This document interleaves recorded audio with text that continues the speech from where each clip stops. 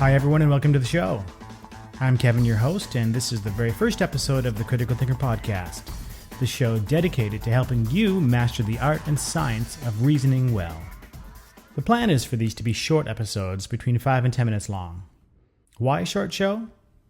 Well, for starters, a shorter show is easier to produce on a regular weekly basis, and when you've got a full-time job, that's an important consideration for a podcaster. But another reason why I like the shorter format is because I really like it when the title of a podcast episode tells you exactly what topic the show is going to discuss. And when a podcast runs for 30 minutes or an hour, it's very likely to cover a lot more ground than you can capture in the title. So my plan is to start with a few introductory episodes that will help you get a handle on what the podcast is about and whether it's the sort of thing that might interest you.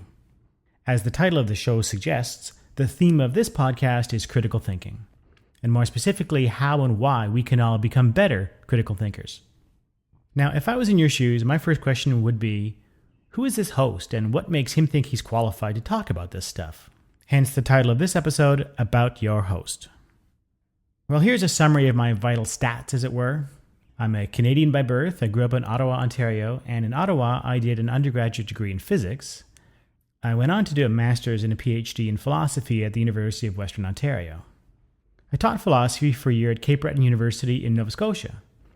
And in 1999, I came to Iowa State University, where I've been ever since, and where I'm currently chair of the Department of Philosophy and Religious Studies. As a philosopher, my area of specialization is the history and philosophy of science. And most of my teaching has been in this area: philosophy of science, philosophy of physics, philosophy of biology and ecology, philosophy of the environment, that sort of thing. But over the past 12 years, I've also regularly taught courses in logic, critical thinking, and scientific reasoning.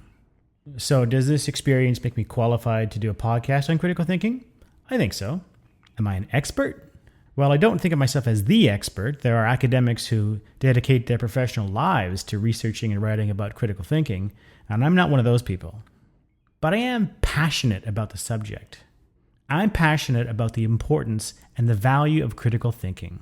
I teach a lot of high-level abstract stuff on the philosophy of space and time, and quantum physics, and ethics, and religion, and so on, but the most important course I teach, in my opinion, is my critical thinking course.